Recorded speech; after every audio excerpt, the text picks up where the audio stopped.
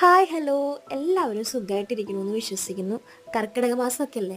നമ്മുടെ വീട്ടിൽ കർക്കിടക മാസത്തിൽ മാത്രം ചെയ്യുന്ന ഒരു ഐറ്റം ഉണ്ട്, കോഴിമരുന്ന്.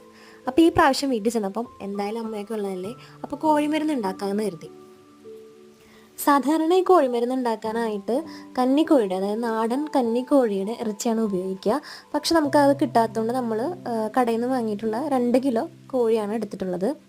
നന്നായി കഴുകി വൃത്തിയാക്കിയിട്ടുള്ള ഇറച്ചിയിലേക്ക് ഇഞ്ചിയും ചെറിയുള്ളിയും കറിവേപ്പിലയും ഇട്ട് നല്ലപോലെ വേവിച്ചെടുക്കാം. ഇറച്ചി നല്ലപോലെ വെന്തുടഞ്ഞതിന് ശേഷം നല്ലെണ്ണയും നെയ്യും ചേർത്ത് നമ്മൾ റോസ്റ്റ് ചെയ്തെടുക്കുകയാണ്. റോസ്റ്റ് ആയതിനു ശേഷം നമ്മൾ ആയുർവേദ കടയിൽ നിന്ന് കോഴിമരുന്നിനായിട്ട് വാങ്ങിയിട്ടുള്ള ഈ പൊടി ചേർത്ത് കൊടുക്കുകയാണ്. ഈ മരുന്നും കൂടി ചേർത്തതിന് ശേഷം നല്ലപോലെ ഫ്രൈ ചെയ്ത് എടുത്തു കഴിഞ്ഞാൽ നമ്മുടെ കോഴിമരുന്ന് റെഡിയായി. നമ്മൾ 7 ദിവസമാണ് ഈ മരുന്ന് ഉപയോഗിക്കുന്നത്. ഈ കോഴിമരുന്നിൻ്റെ കൂടുതൽ റെസിപ്പിയും വിശേഷങ്ങളും നമ്മൾ ലോങ് വീഡിയോ ആയിട്ട് യൂട്യൂബ് ചാനലിൽ കൊടുത്തിട്ടുണ്ട്. താല്പര്യമുള്ളവർ കയറി കാണണേ.